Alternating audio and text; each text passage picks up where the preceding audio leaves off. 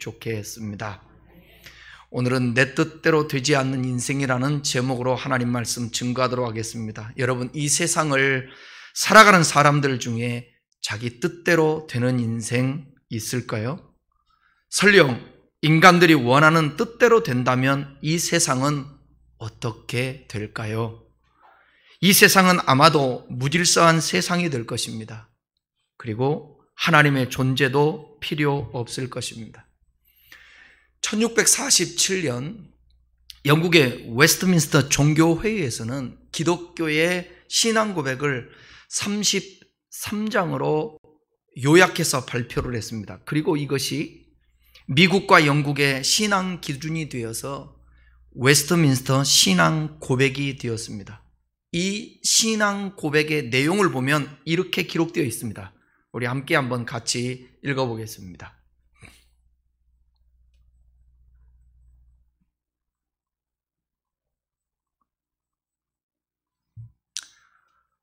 하나님께서 자신의 지극하신 지혜와 거룩하신 섭리로 가장 큰 것에서부터 가장 작은 것에 이르기까지 모든 피조물의 행위들과 생각들을 보호하시고 지도하시고 처리하시며 다스리신다.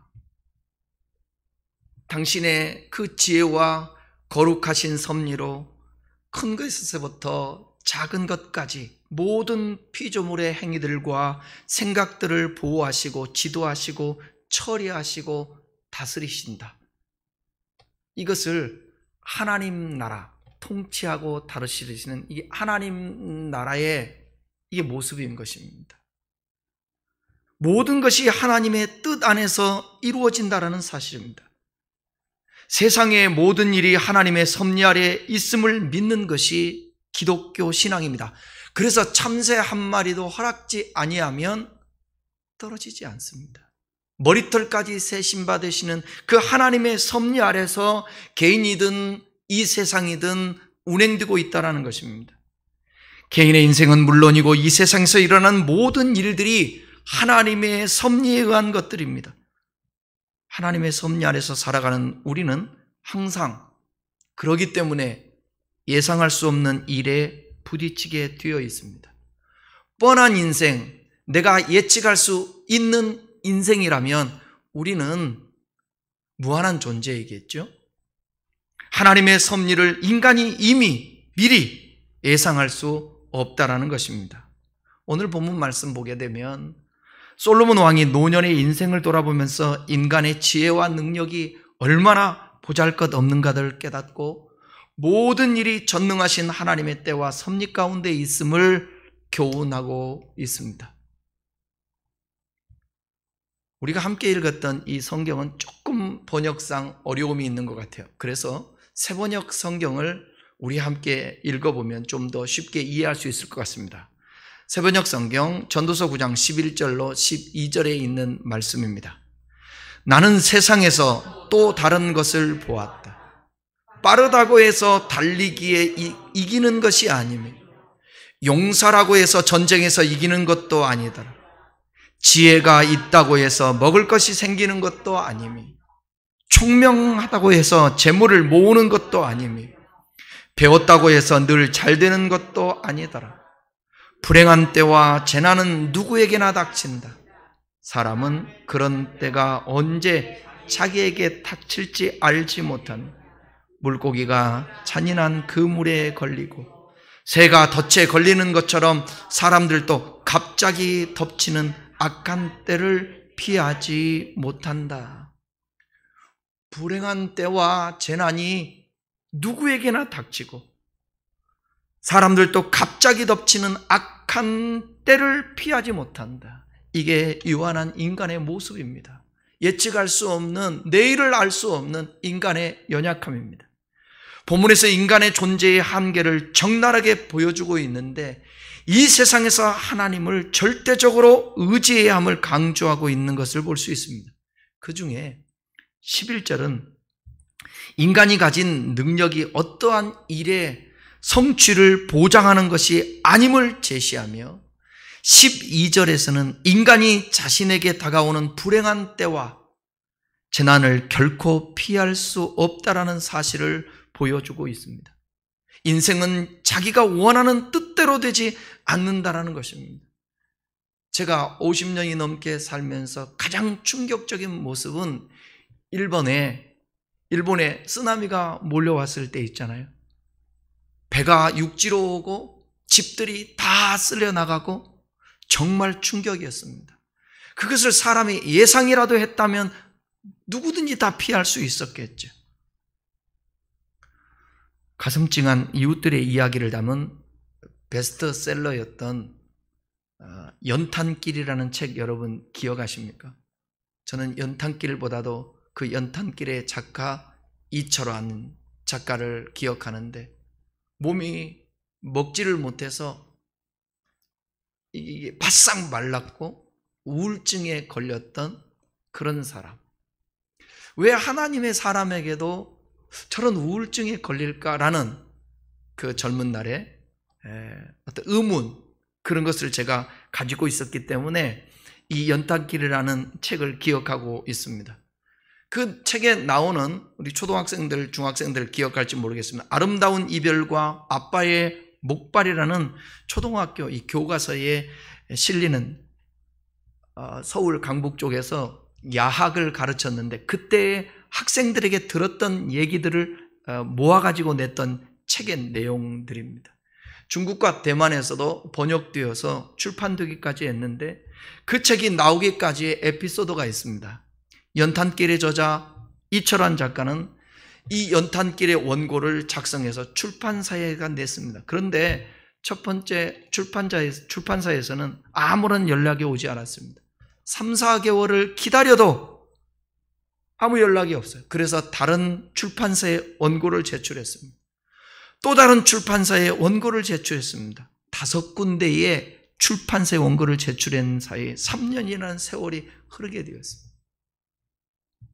이철환 작가는 자신의 글이 형편없어서 그렇다고 생각해서 그 글들을 수정하기 시작했습니다. 그리고 30장의 그림을 더 넣었습니다. 그러한 시간을 통해서 이철환 작가의 연탄길은 430만 부에 팔리는 기적의 책이 되었습니다. 어마어마하죠? 430만 부면. 그런데 이것이 이철환 작가에게 축복만 된 것은 아니었습니다. 연탄길 이후에 원고 청탁들이 막 들어오는 거예요. 인터뷰가 많이 생겼습니다. 그런데 그때 전기톱이 돌아가는 듯한 소리가 귓가에 24시간 들려지는 이명증이 온 것입니다. 얼마나 힘들고 아팠던지 5걸음을 걸을 수가 없었습니다. 그래서 자지도 못했습니다. 먹지도 못했습니다. 우울증이 와서 5년 동안을 자리에 누워 있어야 했습니다. 그때 아내는 밥도 먹지 않는 남편을 위해서 물에 밥을 말아서 이것이라도 먹으라고 늘 문 밖에서 눈물을 흘렸다고 합니다. 그런데 이철환 작가는 자신이 원하는 삶을 이루었다고 여러분 생각할 수 있을까요? 인생이 자기의 뜻대로 되었다고 430만 부의 그 베스트셀러 책을 팔았다고 해서 그의 삶이 행복했을까요? 그는 재능도 있었습니다. 몸이 부서지라고 열정적인 삶을 살았습니다. 그런데 자신이 원하는 삶을 이루지는 못했습니다. 이 작가는 왜 삶은 내 뜻대로 이루어지지 않는가? 이런 질문을 하게 되었습니다. 그리고 그 질문에 대한 답을 스스로 답했는데 한번 들어보십시오. 내가 세상에 태어나기 전에도 세상은 잘 돌아갔다. 그리고 내가 세상을 떠난 후에도 세상은 이런저런 사건은 있을 것이지만 잘 돌아갈 것이다. 그런데 이런 세상에 어느 날 떨어진 낯선 나에게 세상이 호의적으로 대할 이유가 없다. 그러므로 삶이 내 뜻대로 이루어지지 않는 것이 인간들의 삶의 실제적인 모습이 될 것이다. 이철환 작가는 원래 세상은요, 내가 없어도 잘 돌아가고 있고 지금도 나와 상관없이 잘 돌아가고 있다는 것입니다. 그런데 그 세상에 내가 내 뜻대로 무슨 일을 하려 하는데 세상이 반응할 이유가 없다라는 것입니다.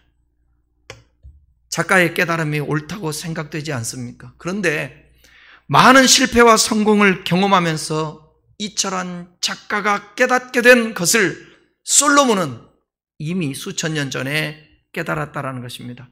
그래서 그가 말합니다. 솔로몬은 전도서를 시작하면서 헛되고 헛되고 헛되니 모든 것이 헛되도다. 여러분이 전도서를 대할 때 헛되다고 한 솔로몬의 고백이 헛되기 때문에 삶에 의미가 없다라는 것이 아니라 헛되기 때문에 하나님의 창조의 목적대로 살아가게 되면 내 맘대로 내 뜻대로 살아가는 인생은 헛될지 모르지만 주님의 섭리 속에서 살아가는 삶은 창조의 목적대로 살아가는 삶은 그것은 복이 될 수 있다는 것입니다. 제가 여러분들에게 축복이라는 것이 무엇인가에 대해서 설명할 때 진정한 축복이라는 것은 뭐냐면 하나님께서 창조한 목적대로 살아갈 수 있는 능력을 공급받고 그 능력이 있는 그 능력으로 이 세상을 하나님이 원하는 뜻대로 살아가는 것이 축복이라는 것입니다. 여러분, 창세기에 보게 되면 바다에 있는 물고기들에게 복을 주었다고 얘기했습니다. 물고기에게 있어서 복이 뭐겠습니까? 물고기는 물속에서 마음껏 헤엄쳐 다니면서 하나님의 창조하신 목적대로 그냥 존재하면 그게 복인 거예요.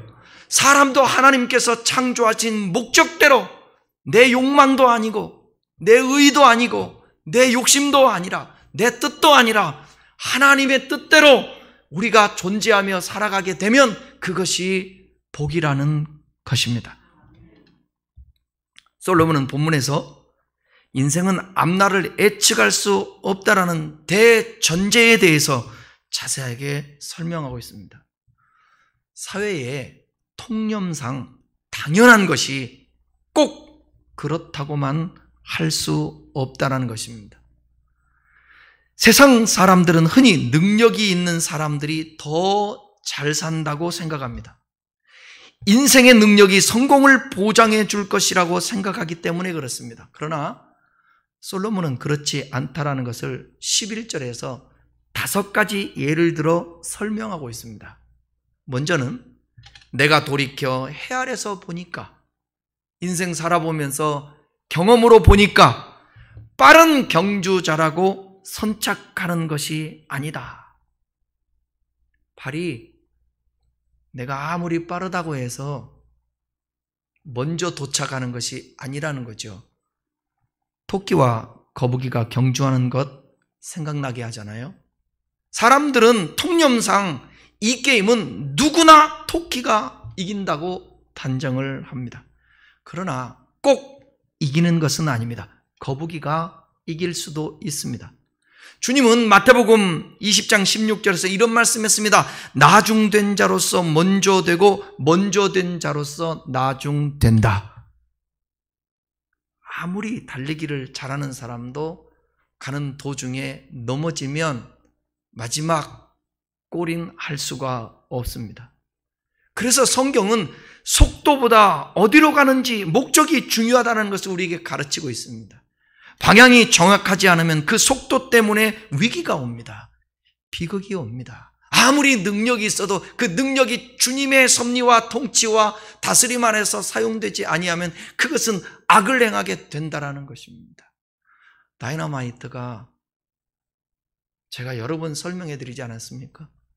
좋은 목적으로 사용되면 인류의 이바지를 하지만 그것이 잘못 사용되면 수많은 사람을 죽이게 되고 전쟁에 사용되게 되면 나라를 망하게도 할 수 있다는 것입니다.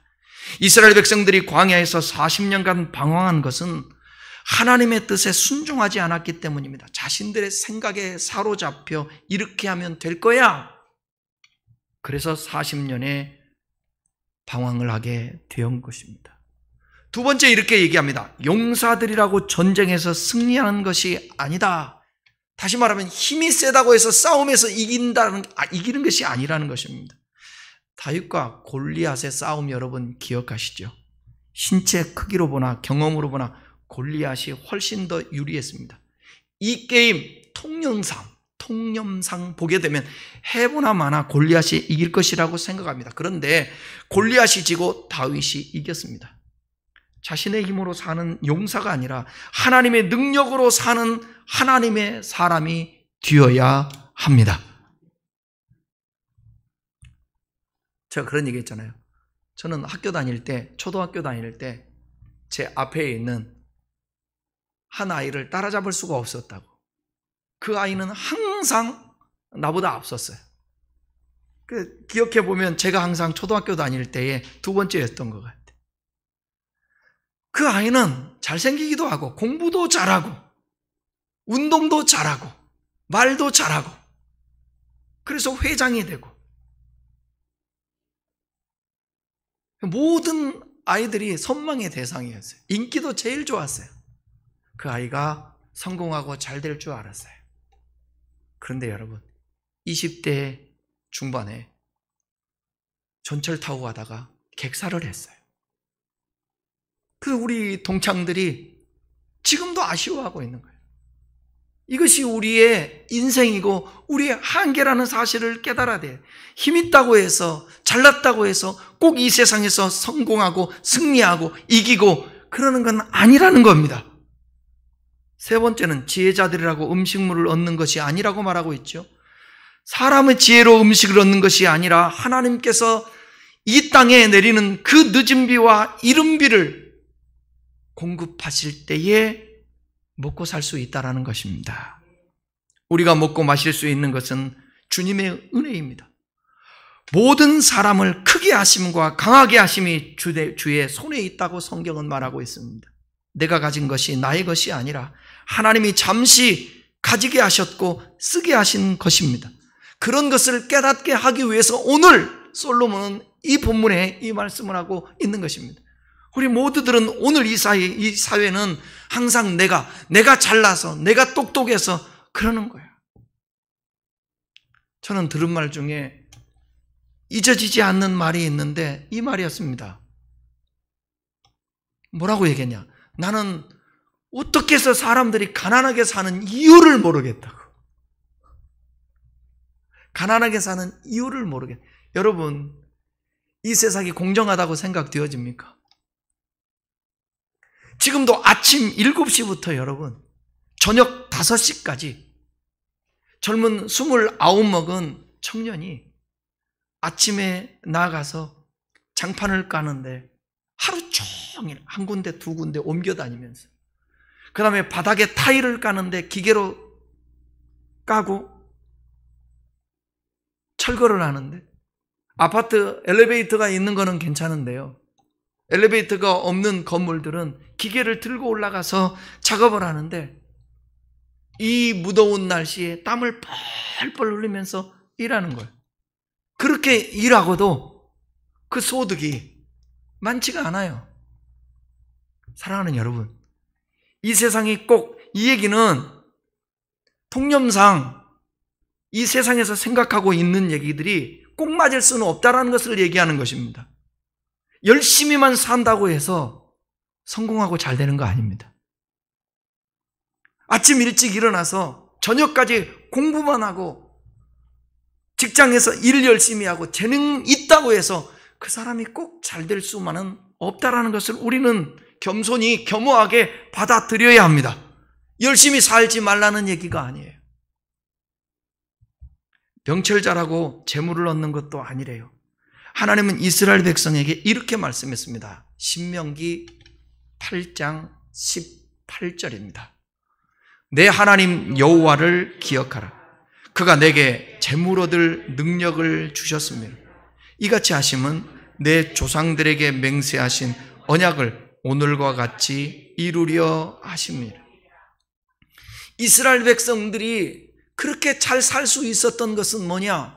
하나님의 신실하신 언약의 약속 성취라는 거예요. 내가 너희들에게 가나안 땅에 들어가면 복을 줄게. 하나님의 약속이 거짓될 수는 없지 않습니까? 주님께서 재물 얻을 능력을 주셨다고 말씀했습니다.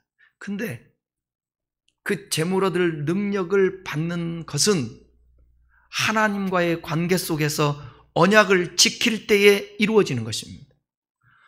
난 우리 큰나무 교우들이 이 어려운, 오늘도 어느 목사님이 저에게 문자 하나를 보내왔는데 총체적 난국이라는 표현을 썼더라고요. 맞나요? 예, 총체적 난국입니다. 정치적으로 봐도, 경제적으로도 봐도, 이 사회 전반적인 현상들을 봐도 요즘 젊은 사람들을 이해하지 못하는 것은 아닙니다. 기성세대가 잘못했기 때문이라고 생각되어집니다. 그런데 성경에서 너무나도 빗나가고 있습니다. 동성연애 여러분, 심각한 문제입니다. 젊은이들 결혼 못하는 것, 이거 심각한 문제입니다. 결혼해도 아이를 안 낳다는 거예요. 우리나라 지금 출산율이 평균 1명도 안 된다는 거 여러분 아십니까? 인구 절벽이 됩니다. 20년, 30년, 40년 후에 우리나라의 모습을 여러분 보셔야 합니다. 나는 우리 큰나무 교우들이, 다음 세대들이, 지금 기성세대들이 하나님이 주시는 축복 속에 살았으면 좋겠습니다.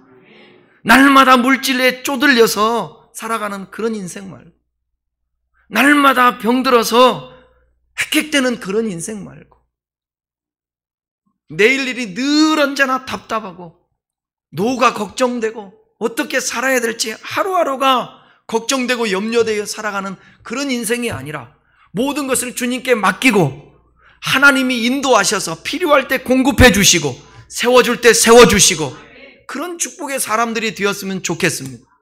그런데 성경은 말합니다. 저는 기복주의자는 아니지만 하나님은 인생들에게 복을 주시는 하나님이십니다. 하나님은 우리에게 은혜 주시기를 원하고, 하나님은 우리에게 평강 주시기를 원하고, 하나님은 우리에게 좋은 걸 주시기를 원하십니다. 그런데 여기에 단 조건이 있습니다. 그것은 하나님과의 올바른 언약 관계입니다.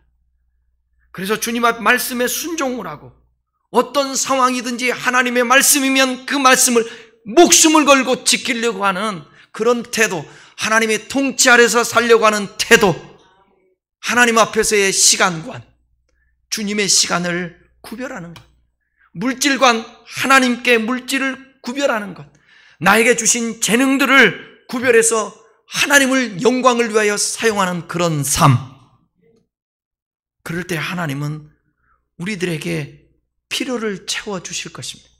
명철한다고 해서 재물을 얻는 것이 아니라 하나님이 주셔야 합니다.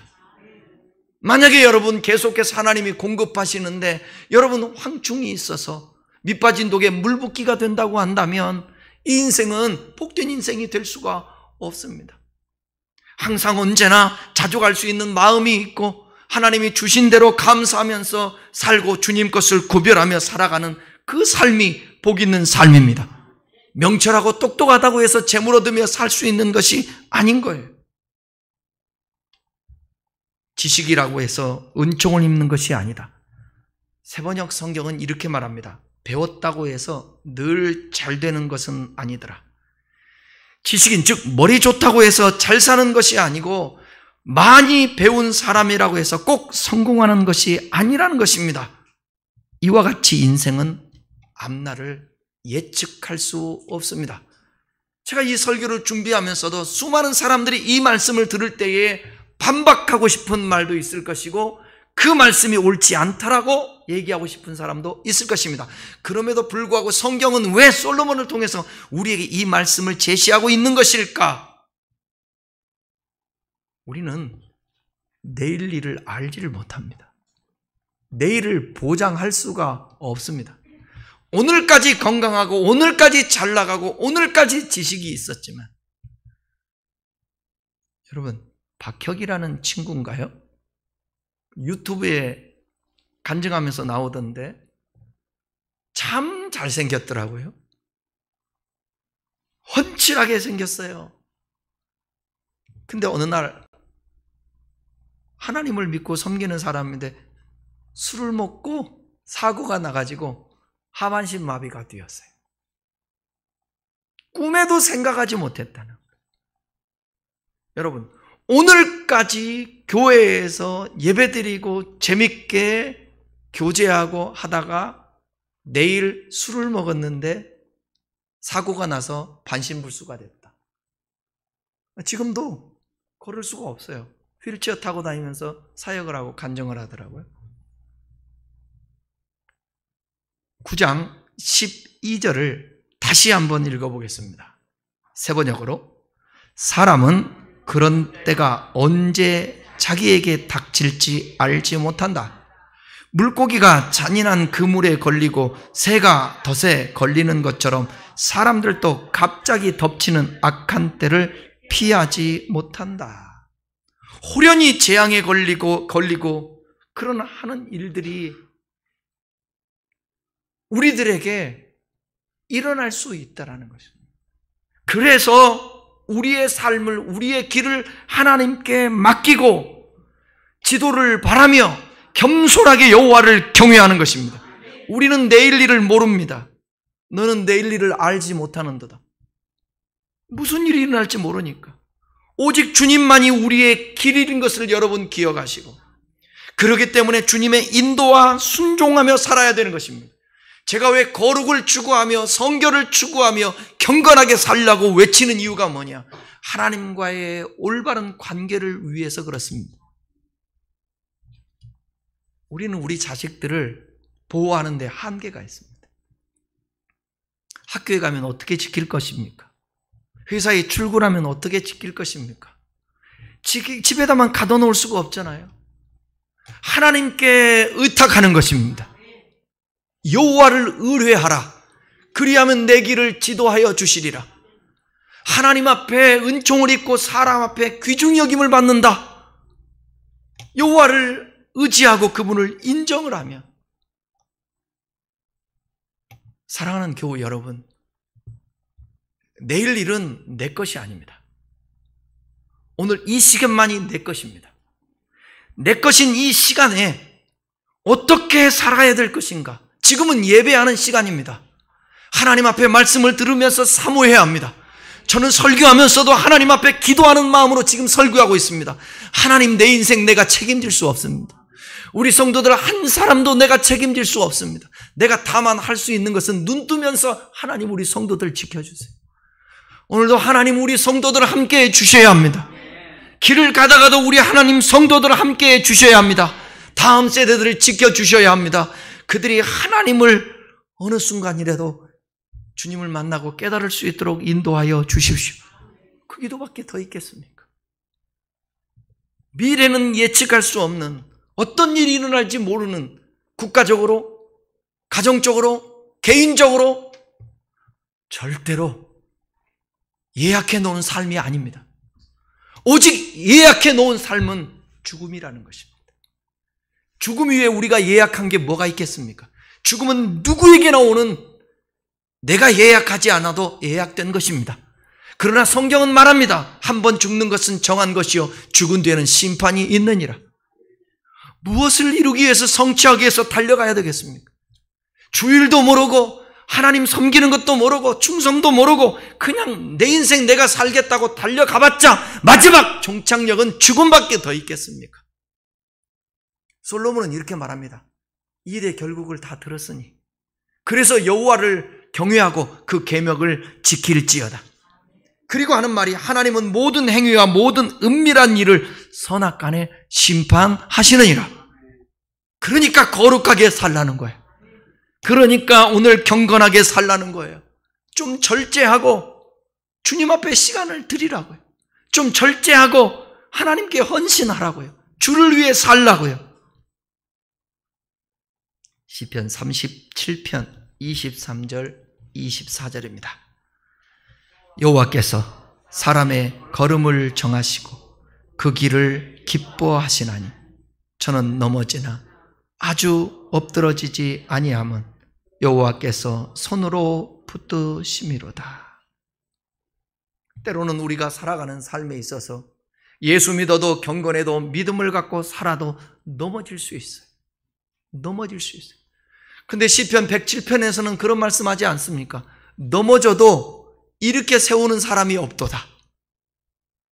넘어졌는데 일으켜주지 않아요. 어떤 사람에게 하나님을 멸시하고 하나님의 말씀을 멸시하는 사람들, 하나님 말씀을 가까이 하지 않는 사람들, 그런 사람들에게는 넘어져도 일으켜 세우는 자가 없지만, 그러나 하나님의 사람에게는 때로는 우리를 넘어짐을 허용한다 할지라도 우리 주님께서 그 손으로 붙들어 주심이니라. 오늘 여러분, 혹시 여러분들이 지금 넘어져 있습니까? 주님의 손으로 여러분들을 붙들어 주시기를 원합니다. 결론입니다. 그러니 이런 인생을 어떻게 우리가 살아가야 되겠습니까? 빨리 깨달아야 할 것이 있습니다. 인생의 주인은 내가 아니고, 내가 결정하는 것이 아니고 하나님 손에 달려 있다라는 것입니다. 그래서 잠언 20장 24절은 이렇게 말합니다. 함께 읽겠습니다. 사람이 마음으로 자기의 길을 계획할지라도 그 걸음을 인도하는 자는 여호와시. 여러분은 지금 무슨 길을 계획하고 있습니까? 다음 주? 다음 달? 내년? 다음 세대들이요. 여러분들은 무슨 계획을 하고 있습니까? 해야 합니다. 그러나 그 계획을 밤을 새워서라도 주님과 씨름하며 주님 앞에 묻고, 하나님, 내가 무엇을 하여야 나의 영혼에 유익이 되고 하나님께 영광이 될 수 있고 이 사회에 유익이 되게 할 수 있겠습니까? 주님, 가르쳐 주세요. 이렇게 소명을 받고 그 소명을 사명감 가지고 살 수 있다면 그 인생은 성공한 인생이요, 복된 인생인 것입니다. 여러분, 물질은 이 사회에 하나님을 대신할 수 있을 정도로 우상이 되었습니다. 그리고 물질은 너무나도 우리에게 많은 힘이 있게 하고 도움을 주고 유익하게 합니다. 물질 때문에 울기도 하고, 물질 때문에 웃기도 하고, 물질 때문에 대접도 받고, 물질 때문에 무시도 받습니다. 그러나 하나님의 사람들은 이 물질에 대해서 초월하지 아니하면, 극복하지 아니하면, 성경은 이렇게 말합니다. 있다고 해서 자랑하지 말라고 그러고, 부한 자들에게 말하노니, 디모데서에 그러잖아요. 부한 자들은 나눠줄 줄 알아야 된다. 없는 사람은 뭐냐? 부족한 사람은 자족할 줄 알아야 한다. 우리는 다 살아가는 삶에 있어서 소유가 다 달라요. 근데 누구든 만족하는 사람은 없는 것 같아요. 그렇기 때문에 여러분, 자족할 줄 알아야 되고, 내가 무엇을 어떻게 하면서 하나님이 기뻐하는 삶을 살 것인가, 주님의 인도받으며 살아갈 수 있는 여러분 되었으면 좋겠습니다. 잠언 16장 9절입니다. 사람이 마음으로 자기 길을 계획할지라도 그 걸음을 인도하는 자는 여호와라. 잠언 20장 20절을 한 번만 더 읽어보겠습니다. 사람의 걸음, 20절, 20장 24절, 잠언 19장입니다. 이거. 자, 사람이 마음으로 자기의 길을 계획할지라도 그 걸음을 인도하는 자는 여호와. 꼭 기억하십시오. 꼭 기억하십시다. 자기 길을 계획할지라도 걸음 인도하시는 분 하나님. 우리가 길을 걷지만 그 걸음을 지도함이 사람에 있지 않고 여호와 하나님, 우리를 창조하신 분께 있다라는 사실을 기억하셔야 합니다. 그분이 우리 인생의 주인이시오, 그분이 우리들의 발걸음을 인도하십니다. 저는 평생 동안 이 말씀을 붙들고 삽니다. 시편 127편 1절 말씀입니다. 함께 읽어보겠습니다. 여호와께서 집을 세우지 아니하시면 세우자의 수고가 헛되며, 여호와께서 성을 지키지 아니하시면 파수꾼의 경성함이 화사로다. 하나님이 지켜주셔야 합니다. 그래서 여러분의 가정에 파수꾼이 하나님이셔야 합니다. 여러분의 가정을 지키시는 분이 여호와 하나님, 그분이 졸지도 아니하시고 주무시지도 아니하시고 지켜주셔야 합니다. 설령 인생을 살면서 여러분, 우리의 뜻대로 되지 않더라도 하나님의 뜻이 이루어지기를 기도하며, 때로는 우리가 거룩하게 살아도 주어지는 그 결과를 겸허히 받아들이겠다고 결단하셔야 합니다. 이것이 신앙의 바른 모습입니다. 이럴 때에 하나님은 우리에게 은혜를 베풀어 주실 것이고, 하나님은 우리에게 가장 유익되게 좋은 것으로 채워 주실 것입니다. 이 세상의 통념을 깨는 오늘 이 하나님의 말씀, 겸손히 열심히 살되 주님 더 의지하면서 기도하면서 살아내는 우리 큰나무 교우들 되기를 주의 이름으로 축원합니다. 기도하겠습니다.